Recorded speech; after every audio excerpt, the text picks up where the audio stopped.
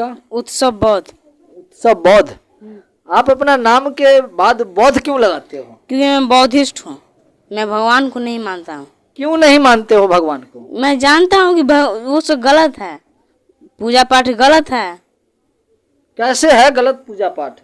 वो जितना जो अभी बोलबम चल रहा है, ये सब बिना काम के पैर दुखवाने वाला काम जो कर रहा है, उसके जगह अभी कोई कहेगा कि पेठिया जाओ चाहे कहीं डॉक्टर कन जाओ तो उसके लिए साइकिल चाहिए, लेकिन अभी बोलबम के लिए उसको पैदल भी चल सकता है। और इंसान होगा तो पहले विज्ञान को मानेगा या भगवान को? अगर विज्ञान को मानता है तो भगवान को नहीं मानो, अगर भगवान को मानता है तो विज्ञान को मत मारो। तो स्कूल मत जाओ मंदिर में पूजा करो, पढ़ो लिखो, वहीं पर मंदिर में ही ज्ञान मिल जाएगा। तो फिर स्कूल पाठशाला जाने की क्या जरूरत है? दोस्तों नमस्कार, आप देख रहे हैं बहुजन शक्ति बिहार और मैं हूं शिव कुमार राय। अभी मैं बिहार के वैशाली जिले के भगवानपुर ब्लॉक और लालगंज विधानसभा क्षेत्र के अंतर्गत किरतपुर राजा राम पंचायत में है। और इस पंचायत के इस गांव में हम इसलिए हैं कि वैशाली जिला, मानो वैशाली जो है वो तथागत गौतम बुद्ध की कर्मभूमि है। ये मैं नहीं कह रहा हूँ, ये भारत नहीं कह रहा है, पूरे वर्ल्ड कह रहा है, पूरे विश्व कह रहा है कि गौतम बुद्ध की कर्मभूमि वैशाली ही है। और मैं उसी वैशाली के अभी राजा राम किरतपुर पंचायत में हूँ। और यहाँ पर तथागत गौतम बुद्ध को जानने और मानने वाले इस गांव में तकरीबन 80% लोग हैं। और उसी 80% लोग में से मैं अभी जुड़ रहा हूं जो सुभाष चंद्र यादव जी हैं और इसी गांव से हैं। जी मेरे चैनल में आपका स्वागत है। ये धन्यवाद। सर मुझे यह जानना था कि आप लोग पाखंड को क्यों त्याग रहे हैं?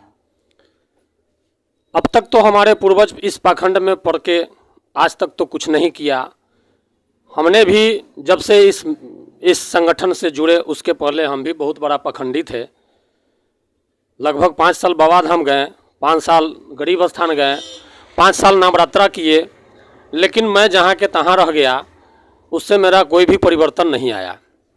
लेकिन जब से मैं इस संगठन में आया हूँ, उस समय से मैं तमाम देवी देवता जितना भी थे हमारे घर में, जितना भी देवता के मूर्ति थे, उस सबको हम लोग निकाल के बाहर फेंक दिए। और मैंने तथागत गौतम बुद्ध के विचारधारा को फॉलो किया। और तथागत गौतम बुद्ध का कहना है कि जानो तब मानो। जी जी। तो मैं उनके विचारधारा के फॉलो करने के बाद किसी भी चीज़ को पहले जानता हूँ फिर मानता हूँ। मगर पाखंड क्या कहता है? पाखंड कहता है कि जो मैं कह रहा हूँ वही सत्य है, इसको तुम मान लो, तुमको जानने का जरूरी नहीं है। आप इन तमाम महापुरुष को क्यों मानते हैं?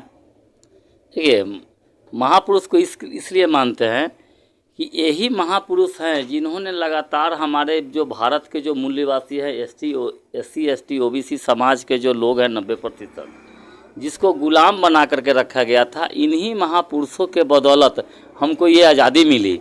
क्योंकि 1950 के बाद बाबा साहब भीमराव अम्बेडकर के द्वारा जो संविधान लिखा गया, जब ये हमारे समाज में पढ़ने लिखने का अधिकार मिला, तब ये जानकारी हुई कि इसके पूर्व जो हमारे जितने भी जो पूर्वज थे वह सब पढ़े लिखे नहीं होने के कारण अंधविश्वास पाखंड में डूबे हुए थे, देवी देवता के चक्कर में लगे हुए थे। लेकिन जब पढ़ने लिखने का हमको जब अधिकार मिला, जब हमने अध्ययन किया, तो अध्ययन करने से पता चला कि नहीं, हमारी जो आज़ादी है, हमारी जो सुख संपदा जो आज के डेट में है, वो इन महापुरुषों के बदौलत है। ये महापुरुष नहीं होते तो आज हम इस लायक नहीं होते। देवी देवता जो ये बनाए गए थे, ये देवी देवता थे नहीं, ये किसी को देने वाले नहीं थे, ये सब लेने वाले थे। हमारे अंधविश्वास और पाखंड में जो हमारा समाज डूबा हुआ था, ब्राह्मणों के द्वारा ये 33 करोड़ देवी देवता बनाए गए और बना करके, और वही देवी देवता बनाए गए जो ये हमारे महापुरुषों की हत्या किए, और उनको देवी देवता बना करके हमारे समाज पर, हमारे पूर्वजों पर थोप दिया गया था कि हाँ इनमें शक्ति है, इस तरह से ऐसे करोगे, इनको मानोगे तो तुम सुखी संपन्न रहोगे। इस तरह से उनको पढ़ाया गया और हमारे समाज के लोग पढ़े लिखे नहीं होने के कारण उन देवी देवता को मान रहे थे। लेकिन जैसे ही समझदारी आई, हमारे समाज में जागृति आई और धीरे धीरे जागृति आ रहा है। हमारे जो ये महापुरुष हैं, इन महापुरुषों को लोग जानकारी प्राप्त कर रहे हैं। जहाँ तक रही सवाल 33 करोड़, तो ये 33 करोड़ है नहीं, ये मनुवादियों का एक पाखंड है। ये सुनियोजित ढंग से ये 33 करोड़ देवी देवता बनाए गए हैं। 33 करोड़ तो उस समय भी थे जिस समय में इस देश की आबादी ही मतलब 33 करोड़ से नीचे थी, उस समय 33 करोड़ थे। आज के डेट में अगर 33 करोड़ का भागा लगाइएगा तो जितनी आबादी है हर एक 4 आदमी पर जो है एक देवी देवता खड़ा हो जाएंगे। जितने फीट पर नापिएगा तो पूरे देश के जितना हमारा जो क्षेत्रफल है भारत का, उसमें जगह जगह 3-3 फीट पर एक देवी देवता हो जाएंगे अगर उनको 33 करोड़ को लगाया जाए। फिर भी हमारा नेपाल जो है, नेपाल से या हमारे पाकिस्तान से या चाइना से हमेशा युद्ध होते रहता है। ये देवी देवता ये अंधविश्वास पाखंड है, ये देवी देवता नाम की कोई चीज़ नहीं है। सर, इस देश में जो वर्ण व्यवस्था बनाया गया था वो क्यों बनाया गया था? वर्ण व्यवस्था इसलिए बनाया गया कि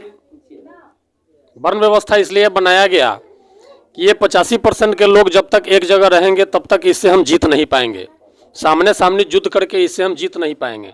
जब तक इसको फूट नहीं डालेंगे, जब तक जाति जाति में विभाजन नहीं करेंगे, जब तक इसको जितना टुकड़ा नहीं करेंगे, तब तक इस पर राज नहीं करेंगे हम। आज हमारे देश में वर्ण व्यवस्था के बाद जाति व्यवस्था जो बनाया गया मनुवादियों द्वारा 6743 जात में बांट करके, प्लस उसके बाद सबके साथ 7-7 को उपजाति बनाया गया, उसको गुना करिएगा तो 48,200 जात में हमको बांट दिया गया। एक दूसरे में भेदभाव, ऊंच नीच, छुआछूत के भेदभाव उत्पन्न किया गया ताकि ये एक जगह ना हो। जब एक जगह नहीं होगा, हजारों टुकड़े में रहेंगे, तब तक इस पर हमारा सत्ता शासन चलेगा। और एक बात और मैं कह देना चाहता हूँ, अभी सावन के महीना है, अभी हम गांव में जाते हैं तो जितने भी कांवड़ यात्री हमको मिलते हैं उनको एक चीज़ मैं ज़रूर बताता हूँ कि आप एक कांवड़ यात्रा में जाते हैं तो आपका 2,000, 2,500, 3,000 रुपया आप एक कांवड़ यात्रा में खर्चा करते हैं, लेकिन आपका बच्चा कभी ट्यूशन नहीं पढ़ता होगा, आपका बच्चा कभी कन्वेंट स्कूल में नहीं पढ़ता होगा। लेकिन आप यही पैसा के बचा करके आप अगर एक बच्चा को पढ़ाइएगा तो आपका एक ठो बच्चा कम से कम दरवाजे पर 1 साल ट्यूशन पढ़ लेगा, और 1 साल ट्यूशन पढ़ने के बाद आपको पता चलेगा कि मेरा पैसा जायज़ जगह पर खर्चा हुआ कि नाजायज़ जगह पर खर्चा हुआ।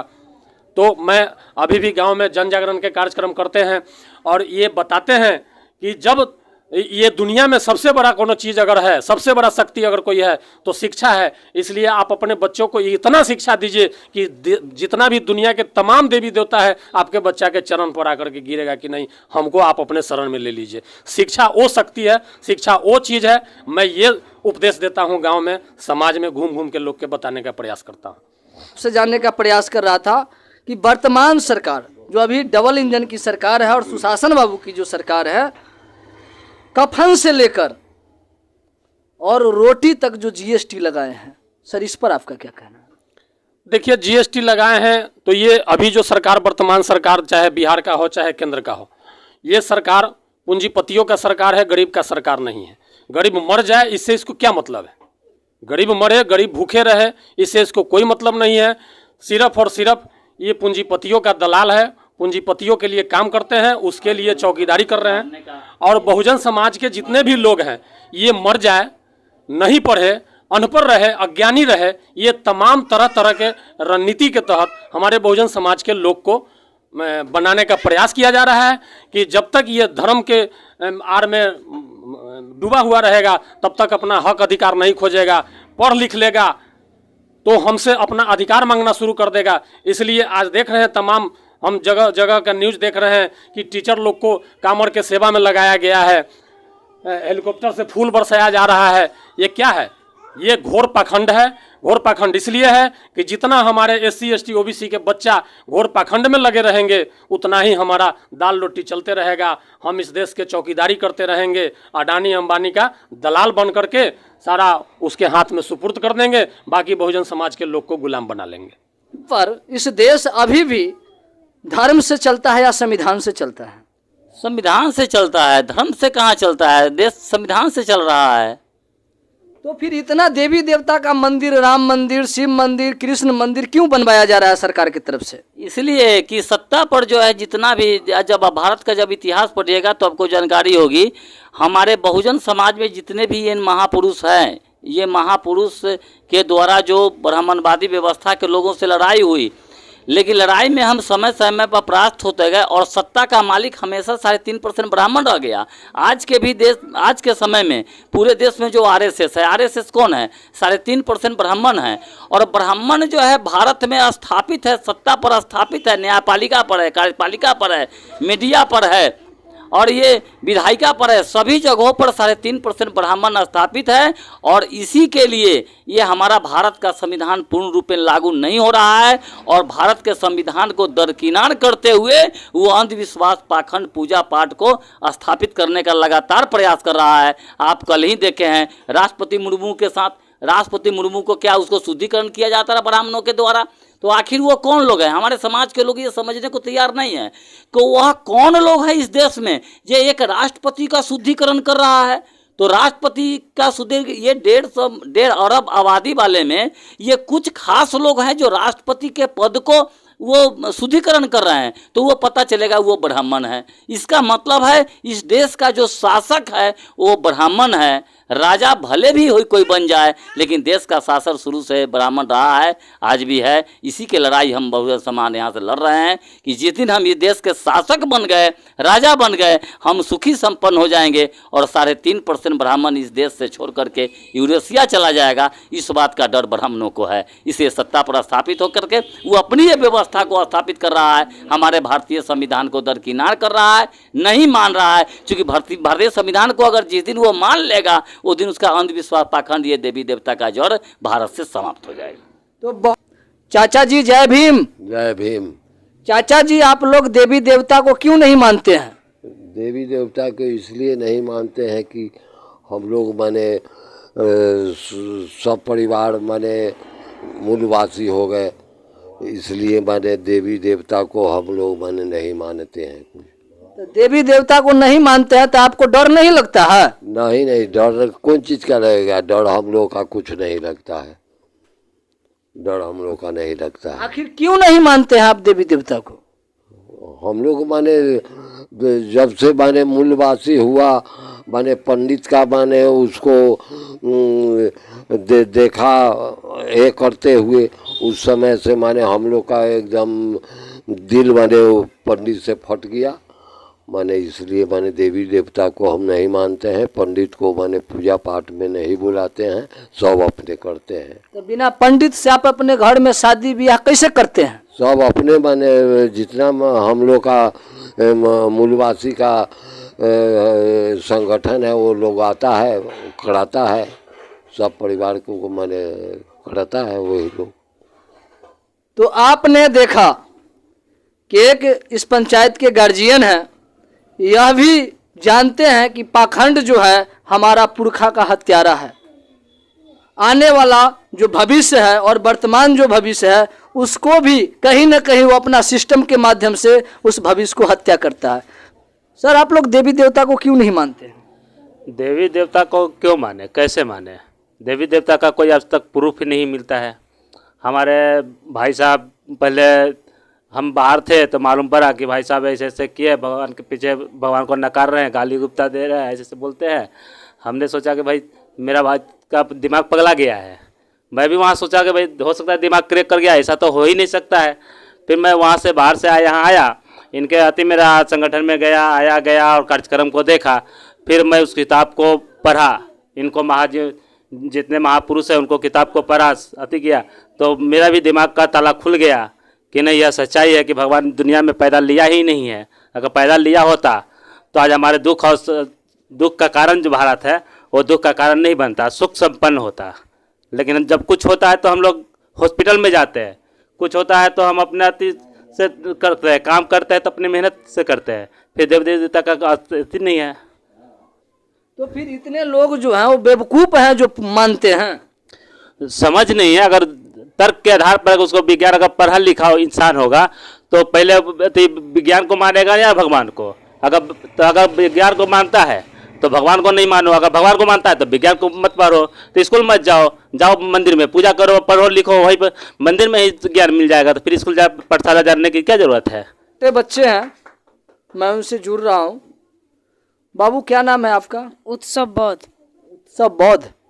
आप अपना नाम के बाद बौद्ध क्यों लगाते हो? क्योंकि मैं बौद्धिस्ट हूँ। मैं भगवान को नहीं मानता हूँ। क्यों नहीं मानते हो भगवान को? मैं जानता हूँ कि वो सब गलत है, पूजा पाठ गलत है। कैसे है गलत पूजा पाठ?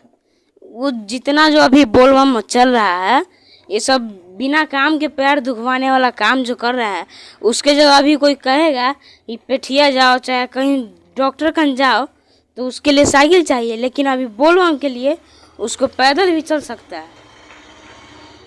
तो आप देवी देवता को नहीं मानते नहीं हैं? मानते हैं। तो फिर किसको मानते हैं? मैं बाबा साहेब डॉक्टर भीमराव अम्बेडकर, ज्योतिबा फुले, सावित्रीबाई फुले, गौतम बुद्ध, इन सबको मानता हूँ। तो आपने सुना और आप देख भी रहे हैं, एक छोटा सा बच्चा जो तकरीबन 14 से 15 साल उम्र है। 13 साल। कितना साल? 13 साल। एक 13 साल के बच्चे अपने आप को साबित कर रहे हैं कि मैं किसी भगवान को नहीं मानता हूँ, भगवान हमें कुछ देते नहीं हैं, तमाम मैं अपने महापुरुष को मानता हूँ। और इन्होंने नाम भी बताया कि मैं डॉक्टर BR अम्बेडकर से लेकर तथागत गौतम बुद्ध को मानता हूँ। आप किसी के दबाव में नहीं मानते हो देवी देवता को? दबाव में नहीं है, मैं अपना खुद से नहीं मानता। कैसे आपको अनुभव हुआ? मैं मोबाइल पे देखता हूँ, मोबाइल पे सुनता हूँ, उसी के कारण मैं कार्यक्रम में जाता हूँ, बहुत सारे कार्यक्रम में जाता हूँ,